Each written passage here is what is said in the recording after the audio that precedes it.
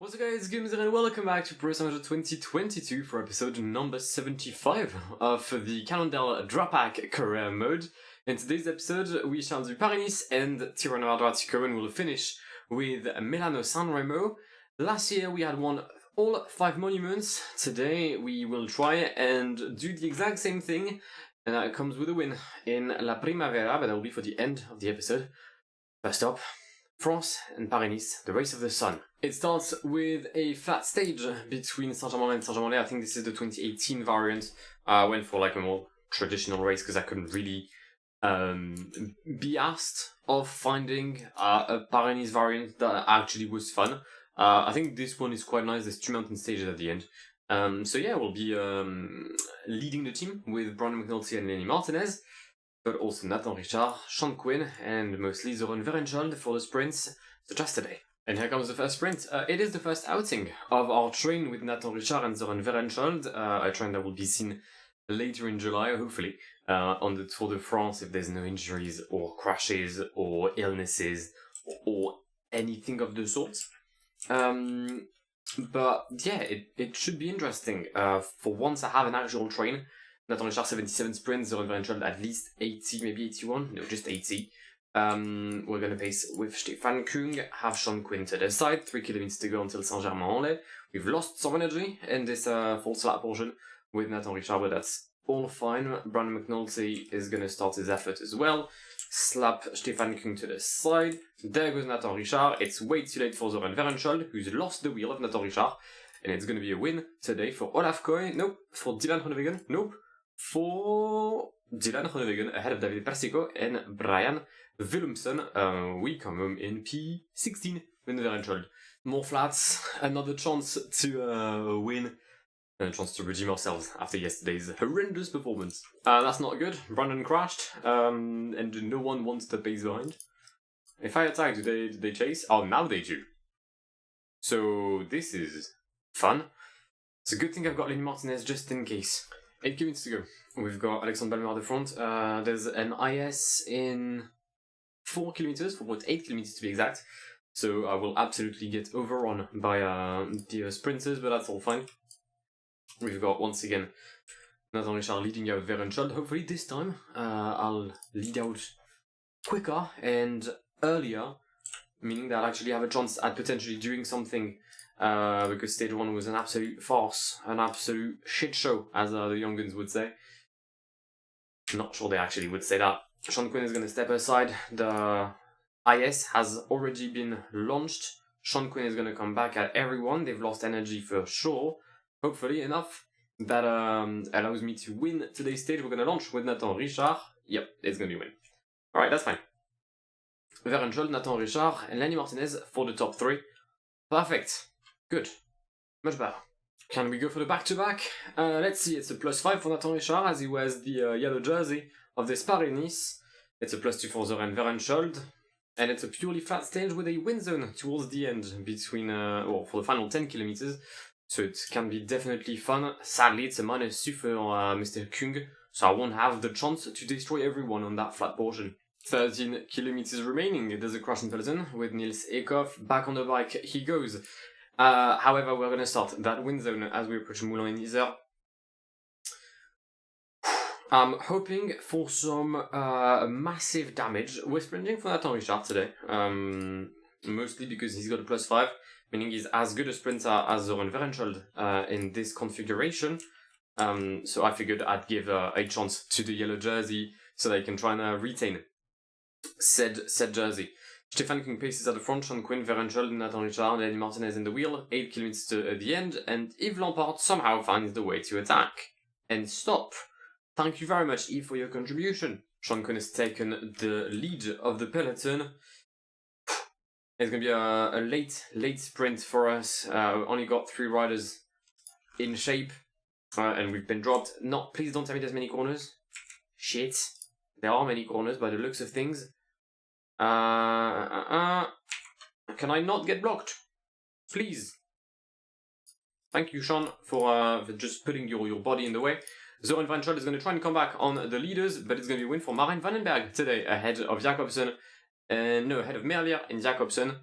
It's P5 for Zoran, it's a win for Vandenberg, who takes the yellow jersey of this Paris. 210 kilometers, plus 5 for Richard, plus 5 for McNulty, plus 5 for Varenchol, plus 1 for Lenny. Definitely a chance at taking the stage today to make it 2 out of 4 in this Paris. I haven't paid as much attention as I should have to Zoran Varenchol.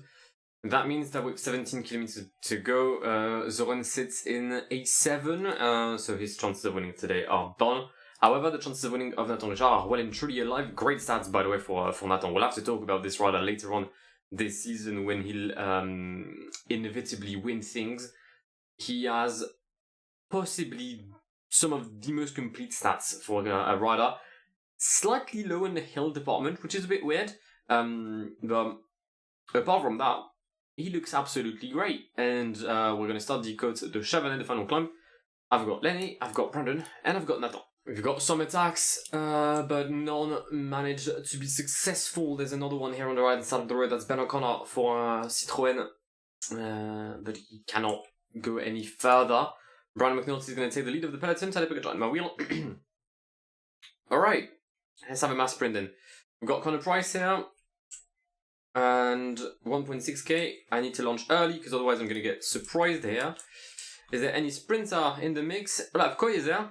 Olaf Koy is there, but he's not quick enough to defeat Nathan Richard, who claims his second stage on the Paris and retakes the yellow jersey. We've got a time trial on our hands here in Barbantan, and so far it is Remy Cavagna leading. Varenchol 30 seconds behind already, not doing great, but it's what it is. Lenny is going to struggle for about 25 kilometers, which is what I expect from him. So I'm counting on Brandon. I know I've got Lenny as my outright leader, but Brandon is a Tour de France and Vuelta winner, so I could possibly count on him if I had to. I must say I've got very, very good days throughout the team. McNulty plus 5, Franklin plus 5, Balmer plus 5, Lenny plus 3, Zoran plus 5, Stefan Kung plus 2. Is soon going to cross the line behind Remy Cavagna. Sadly, it's not going to be P1 for the Swiss, despite some very good stats. I take back what I said. It is P1 for Stefan Kung. Sorry, 1 kilometer for Sean Quinn. Meanwhile, Nathan Richard has started his effort. Cross the line for the American. It is going to be a pathetic time, 1 minute behind Stefan Kung. The one that matters though is Brandon McNulty as he crosses the line. Come on, like 30-35 seconds would be good. 39 seconds. Nathan Richard crosses the line. It is behind Stefan Kung, who takes the win in Barbantan ahead of Remy Cavagna and Adam Holm Jorgensen, meaning that we have a new yellow jersey. It is the Belgian Remco Evenepoel, Brandon 14 seconds behind. Meanwhile, Lenny lost more than 2 minutes. More hills today, a stage that suits basically everyone in this team, and in case of a win with Nathan, we'd come back to 3 seconds of the yellow jersey of Remco Evenepoel. In case of a win with Brandon, which would be better from a purely general classification aspect, we'd be back within 4 seconds of the Belgian former world champion. The finish line is closed in Brignoles. The sprint will be for Zoran Varenchol. I know that Nathan Richard has a chance at taking the yellow jersey again, but the bigger chance of a win is for the Norwegian. Everyone is in the peloton. Not a single rider has been dropped. Not a single rider has been in the breakaway. This has been one of the dullest stages ever recorded. And with 4 kilometers left in this stage, Stefan Kung leads from Sean Quinn, Nathan Richard, Zoran Varenchol, and Brandon McNulty. We're going to have a downhill portion very shortly, meaning that I'm going to launch my sprint early on so that I can have the upper hand on the competition. Left-hander Nathan Richard takes the sprint, and it's actually going to be a win, I think, for Nathan. He's got a massive lead. No one will come close to the Frenchman, who takes the stage in Brignoles ahead of Groenewegen and Davide Pertico. That's stage number 4 for us on this Paris-Nice, 4 out of 6. I'd happily take that. And here we are then to the main stage of this Paris-Nice, Nice Col de Turini. We're gonna have next stage after that, but that's Nice to Nice, the classic one with the Col d'Aise and everything. It's a +5 for Nathan Richard, it's a +5 for Brandon McNulty.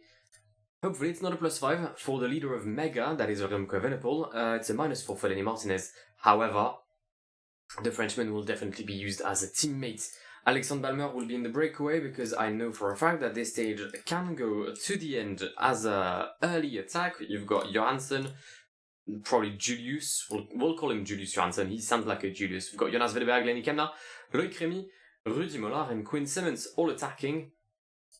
But we'll try and defend our chances in the GC with Brandon later on in the Turini. It's kind of crazy to think that we're 5 kilometers away from Pelasque, and Lenny is nearly already halfway through his energy, and that's just by following. Zoran Verenchal is having a much better day than Lenny. Not sure which program he's on. I think he's on Tour de France program. Actually, no, of course he is, because it's on Venice. Everyone in this team will be on the Tour de France. But yeah, it's ridiculous. The man cannot be good if he doesn't have a +3 or above. I've rarely seen that in any cyclist.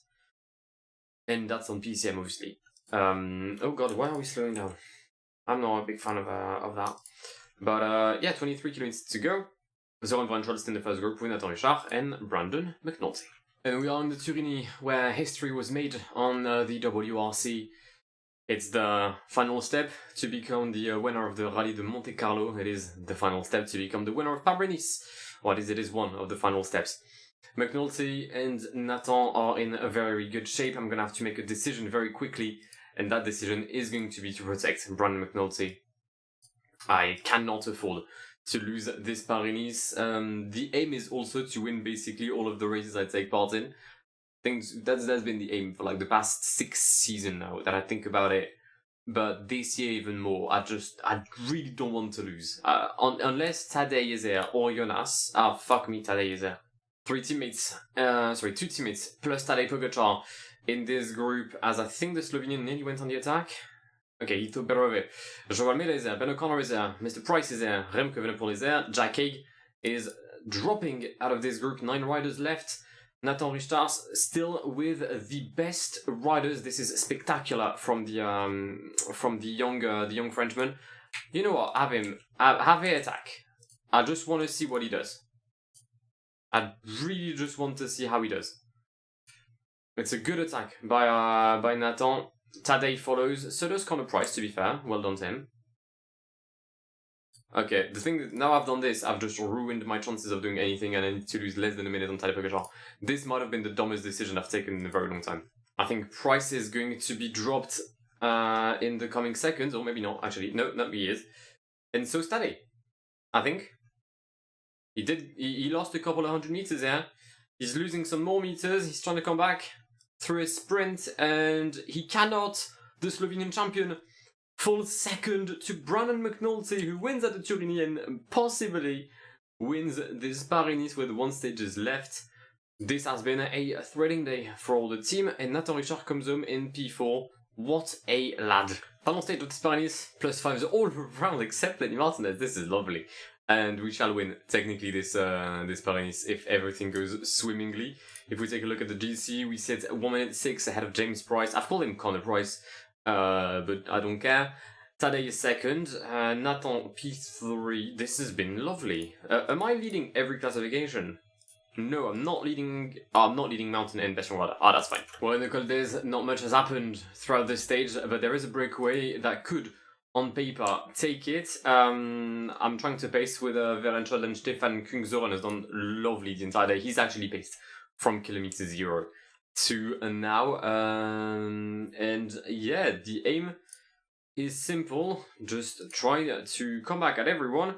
And if that's not possible, try to not lose time on Tadej Pogačar. And we won't come back on the breakaways. They will fight in Nice. The win today is for Rudy Mollard on the Promenade des Anglais. He takes the stage ahead of Jurgen van der Walle and Valentin Paré-Pentre. The peloton comes home about 1 minute 40 behind, led by Brandon McNulty and Nathan Richard, who will win this Paris-Nice. This has just been a very good race from start to finish. That's 6 stages out of 8, I think I've won. No, 5 out of 8 that I've won. Yeah, we've done good. With Paris-Nice behind us, we now look to the race between 2 Cs, Tirreno-Adriatico, and it is a time trial between Lido di Camaiore and Lido di Camaiore to start off the week. Jonas Krien is going to be our GC leader, and he'll be helped by Tobias Haaland Johannesson for his journey. Sprinting wise, we'll have Afonso, currently sitting in P6 with Diego Diethelm behind Pipo Ganna, absolutely untouchable in this time trial so far. Jonas Grer will try and come back, but I'm pretty much convinced that we shall lose to the former time trial world champion and the recordman of the hour. 3k to go for the champion of Luxembourg. I'll just take a quick look. There's Jonas Vingegaard and Egan Bernal on this race, so we're going to struggle to win it. But you never know, Jonas Grer is a GOAT and he's got that to prove it today. It's P9 for Jonas Grer. I'll take it. We have a sprint today in Italy, a chance to take our first stage with Mr. Afonso. He's won already this season, but it was a simmed race. This is the chance for the Portuguese rider to show why I've signed him, and also to have everyone that's Portuguese in the comments to be thrilled. Final 5 kilometers, Diego Diethelm leads the peloton. I should have put Luke Wood in the train, but he was getting water and it took way too long for him to do so. Meaning that he wasn't able to be in the final train, but that's fine, because Mr. Afonso is in prime position. Johannessen is going to start his train, or start his effort, should I say, sorry, with Alberto Bettiol in the wheel. The Italian doing a great job at leading out the Portuguese sprinter. Can he go to the line? Afonso versus Nils Pollitt. I swear if I lose a sprint to Pollitt. 77 sprint for Nils Pollitt? Fucking hell. It's a win for Jose Maria Afonso. Obrigado, Jose. Sprint stage, +5 for Afonso. A chance to make it back-to-back. 10 kilometers remaining in this stage. We're sprinting for Afonso. It's been a bit difficult to organize the train. A lot of riders were dropped, then came back after the IS in Arnelia. But it seems like everything is into place for a mass sprint. The +5 of for fuck's sake, do not wait for him, I swear. Alright, hold up. The breakaway is gonna get some more time now. Afonso back in the wheel. Alright, I've got time to do this, I think. Mr. Wood, I need you to take things into your own hand. Thank you. That was not English, what I just said. But it's fine. I'm all kind of panicking, but I'm pretty sure we've sorted everything back together. 4 kilometers left as Mauro Schmidt leads the peloton from Alberto Bettiol. We're going to stop the former world champion on his tracks. Bettiol, Wood, Luke Wood is getting destroyed here by Alberto Bettiol. We're going to launch the Canadian champion. There goes the Portuguese sprinter. He's one of the fastest riders so far in this race, but he's launched maybe a tad too early. No, he has not. It's actually a win for him ahead of Jonas Grer and Benny Guillaume. Not the one to expected today, but a win that I will happily take. Some elevation today. -1 for Grer, -2 for Johannessen. Fuck's sake. How difficult is the Belante? 4 kilometers, average of 6, max of 7. That's alright. That's alright. I've seen worse. Approaching the finale of this stage. It's an uphill finish. And I've tried to have Afonso in the best possible position, but I'm not sure it's genuinely a terrain that suits him. Especially if some riders were to attack the likes of Tirreno-Adriatico. Oh, and again, Bernal is gone. The world champion has attacked in the very beginning of Belante. I think one of the riders that could do very well today is Alberto Bettiol. He's in the well of Jonas Grer.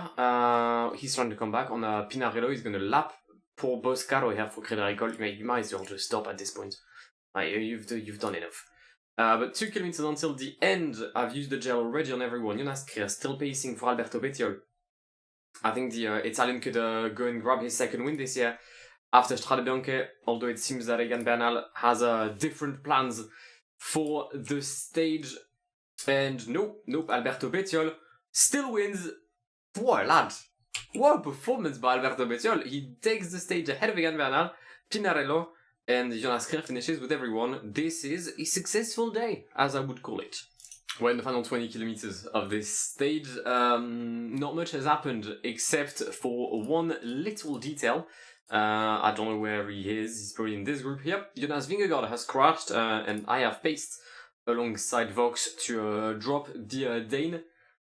So his chances of winning Tirreno are officially over. We've entered the final lap of the finishing lap, I guess. I don't know. Yeah, we're gonna cross the line for the first time today. The next time we'll cross it is in 18 kilometers, and hopefully a rider of Cannondale Garmin will raise his hands. Final few corners, 3 kilometers to go. We're pacing 99 with Alberto Bettiol, but I'm unsure whether we'll manage to take the win in Fermo. Although Bettiol is good. Bettiol is really strong in this this part of the season so far. This is good.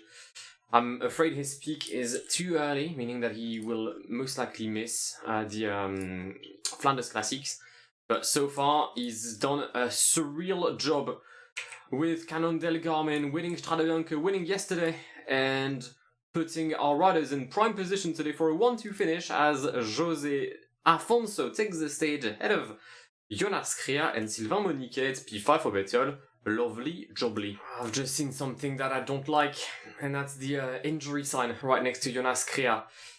+3 for Tobias Haaland Johannesson, -1 for Alberto Bettiol today. Our chances of winning Tirreno-Adriatico might have been gone.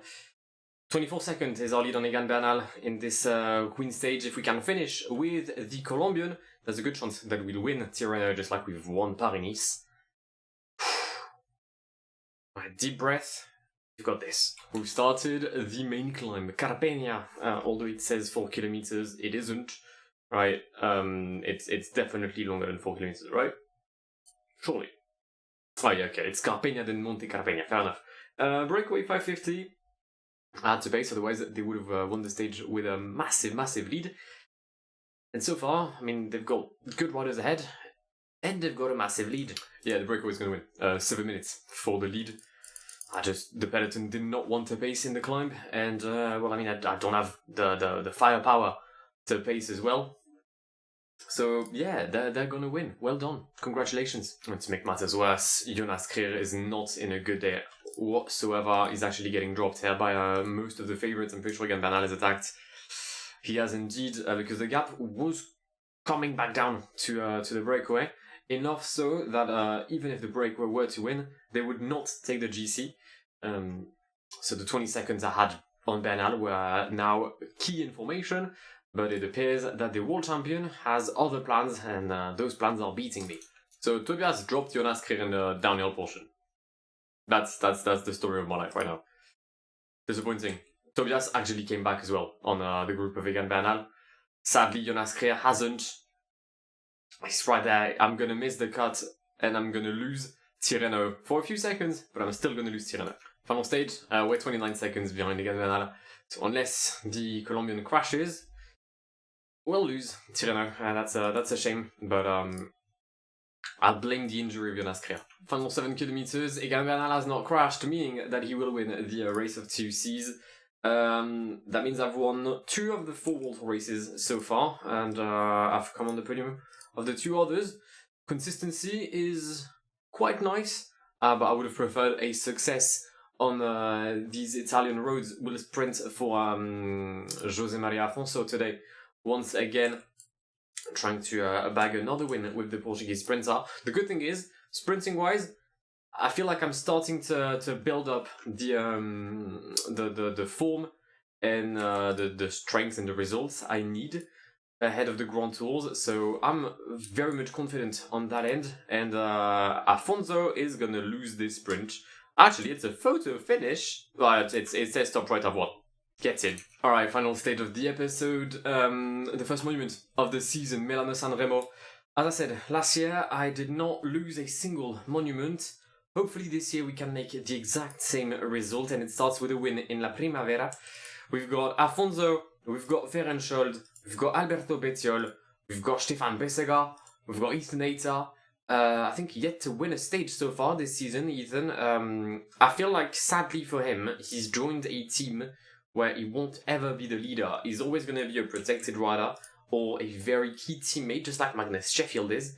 But I'm afraid he won't ever be the main rider of the team, so do not count on Ethan to bag many wins. We're approaching La Cipretta, meaning I'm gonna have to make a choice regarding my train and the riders I will use. Well, either way, I think today the best shout is for me to go for Afonso.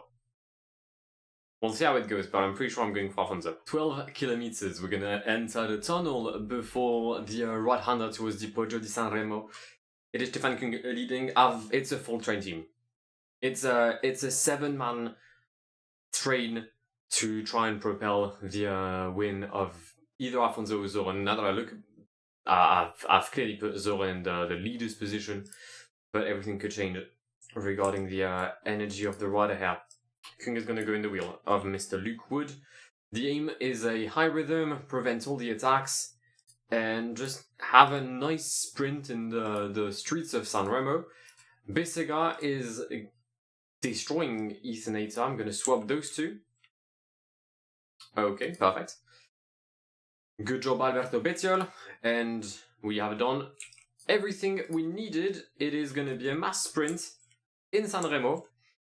And we are in the driver's seat. Pretty much convinced that even in this position, Afonso has become the leader because there's 3 kilometers left. We've launched the sprint with Ethernator. It's very far from the line, I'm aware, but the aim was to try and surprise some of the sprinters. I've mostly destroyed the energy of my sprinters, which is a shame, and it's gonna be a close finish, but it's a win for Søren Werenskjold in San Remo, ahead of Afonso, Caleb Ewan, Besega, Jake Stewart, Ethernator, Luke Wood, and Alberto Bettiol. What in the world have I just created? This may be the strongest team I think I've ever played ever on PCM. Genuinely, a very successful episode. 5 stages in Paris-Nice, 5 stages in Tirreno, the GC of Paris-Nice, and the win in San Remo. That's 12 made that. Yeah, no, that's 12 successes out of a potential 16, I think. That's a 75% success rate in today's episode.